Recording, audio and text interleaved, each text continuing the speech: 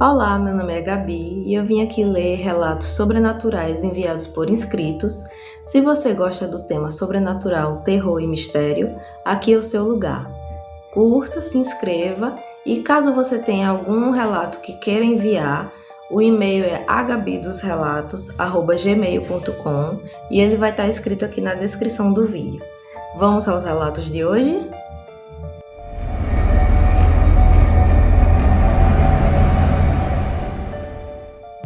O título do primeiro relato de hoje é O Vômito no Pescoço. Eu sempre senti coisas que outras pessoas não sentem. Desde criança eu vejo vultos passando pelo canto dos olhos, sinto cheiros que surgem do nada, escuto chamados baixos quando estou quase dormindo. Nunca me acostumei de verdade, só aprendi a conviver com o medo. Tenho insônia, dormir para mim é uma batalha. Mas naquela noite, eu apaguei rápido demais, e isso por si só já deveria ter sido um aviso. No sonho, ou seja lá o que foi aquilo, eu estava deitada exatamente como na vida real. O quarto escuro, a coberta até o pescoço, só que eu não conseguia me mexer. O meu corpo estava pesado, como se algo estivesse sentado sobre mim. Tentei virar o rosto e não consegui. Então senti uma força empurrando minha cabeça de lado. Minha orelha foi pressionada contra o travesseiro com violência. Eu ouvi o tecido raspando, o som abafado da minha própria respiração. Eu não via nada, mas sabia que não estava sozinha. O ar do quarto parecia mais denso, difícil de respirar. Então ouvi outro som, uma respiração molhada, engasgada, perto demais. Algo se aproximou do meu pescoço. Eu sentia o calor, a presença, e de repente um líquido espesso começou a escorrer pela minha pele, quente, grudento, com um cheiro azedo, podre, impossível de ignorar. A sensação era tão real que o meu estômago revirou. Eu tentava gritar, mas minha boca não abria. Quando finalmente consegui me mexer, acordei sentado na cama, puxando o ar como se tivesse corrido uma maratona. Passei a mão no pescoço. Não havia nada visível, mas a sensação continuava.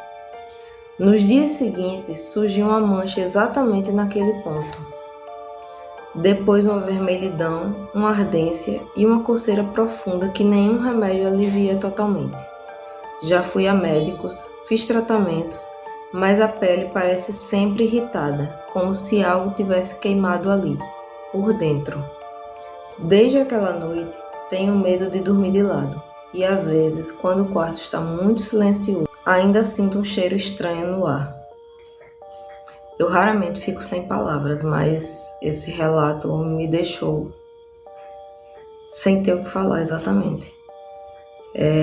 Como você disse que já foi a um médico e tal, e nada resolveu, o que eu posso indicar é ir a outros médicos para ter outras opiniões e procurar algum centro espírita, de umbanda, do que você se identificar, porque é alguma coisa muito estranha e com certeza não é só físico. A questão é que nessa época os centros estão em recesso, né? Mas se você puder, assim que abrir algum centro, né, novamente, depois do recesso, procure porque tá muito esquisito mesmo. E eu sinto muito pelo que aconteceu. É muito pesado, é muito complicado. Mas não deixe de procurar um médico também. Mais uma opinião. Porque a medicina não anula o espiritual e vice-versa. Então o ideal seria procurar os dois. O nosso próximo relato se chama A Cerimônia de Ayahuasca. Eu tinha uns 30 anos quando fui convidada para ir a uma cerimônia de Ayahuasca. Era um lugar afastado, cercado de mata por todos os lados. A estrada já dava medo durante o dia. A noite parecia engolida pelo nada. O ritual foi profundo. Em certo momento eu tive uma visão nítida. Eu era uma mulher indígena, uma líder, em algum lugar gelado, vestindo roupas grossas de couro. Sentia o frio no rosto, o peso das peles sobre os ombros e não parecia imaginação, parecia uma memória. Até aí foi tudo bem. Quando a cerimônia terminou, ficamos conversando antes de ir embora. Ninguém queria sair dali sozinho por ser um lugar muito isolado. Como eu estava de carro e eu tinha 4 lugares vagos, ofereci carona para algumas moças. Entramos no veículo e ainda meio silenciosas, como se todas estivessem processando o que tinham vivido. Começamos a seguir os carros da frente, faróis vermelhos iluminando a estrada de terra, e de repente, nada. Os carros simplesmente sumiram. Não fizeram retorno, não viraram em nenhuma bifurcação, só deixaram de existir na nossa frente. Paramos por um segundo, confusas, e resolvemos continuar, achando que era só uma curva mais fechada. Mas a estrada começou a parecer errada, escura demais, silenciosa demais. Nenhum inseto, nenhum cachorro latindo, nada. Foi quando uma das meninas no banco de trás disse: "O meu celular desligou." E outra respondeu: "O meu também." Eu olhei o meu, estava preto, sem bateria. Todos os celulares ao mesmo tempo descarregaram. O medo dentro do carro mudou de nível, ficou pesado, quase palpável. Dirigi por muito tempo em linha reta. Mata dos dois lados. De vez em quando surgia uma casa velha, torta, com janelas escuras demais. Nenhuma luz, nenhum sinal de vida. Parecia um cenário montado, como se não fosse um lugar de verdade. O tempo perdeu o sentido. Parecia que já estávamos ali há horas. A gasolina foi baixando, eu fui me desesperando. Ninguém falava mais. Eu só pensava, isso aqui não é mais o caminho de antes. Quando finalmente vimos as luzes da BR, foi como sair de um pesadelo. Mas junto com o alívio veio a confusão. Aquela rodovia ficava a uns 20 minutos do ritual. Nós rodamos tempo demais, longe demais. Até hoje, quando nos encontramos, ninguém consegue explicar, mas todas concordam em uma coisa. Teve um momento naquela estrada em que parecia que o mundo ao nosso redor não era mais o mesmo. Bem, eu acredito que vocês entraram em uma dimensão paralela.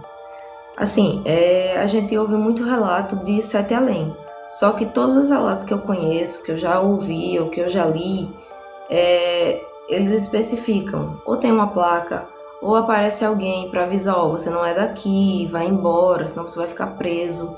E nesse local que vocês ficaram presas por horas, onde vocês deveriam ter saído em 20 minutos, é muito estranho. Então realmente parece que vocês entraram em um universo paralelo, em um local que não existe nesse plano.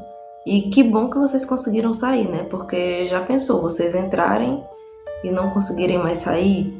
E não sei nem o que pensar sobre isso, mas eu acredito que não seja Sete Além, mas que não era esse mundo, eu acho que não. Eu acredito que não.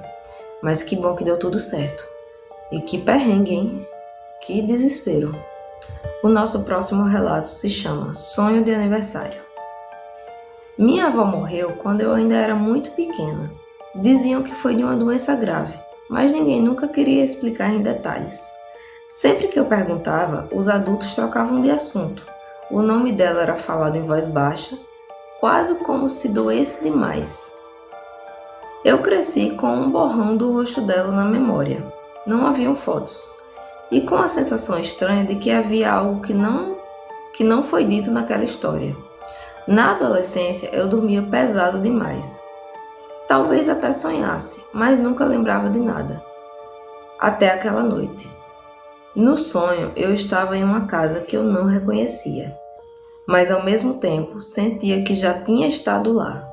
O ar era abafado, parado. As paredes tinham um tom amarelado, antigo. Havia uma mesa no centro da sala, com uma toalha branca rendada. Pessoas estavam reunidas, mas falavam em sussurros. Eu não conseguia ver o rosto de ninguém com clareza. Era como se estivessem fora de foco. Então, alguém trouxe um bolo e colocou em cima da mesa. Era simples, coberto com glacê branco, e as velas já estavam acesas, muitas velas. A chama delas tremia, mesmo sem vento algum. A luz era fraca, mas fazia sombras estranhas dançarem nas paredes. Foi quando ouvi o barulho de uma cadeira de balanço. O som ecoava devagar, arrastado. Eu olhei para o canto da sala e lá estava ela, a minha avó, sentada na cadeira, balançando de leve como se estivesse ali há horas. Ela usava um vestidinho branco com flores cor-de-rosa, de mangas curtas e botões. O tecido parecia antigo, meio desbotado.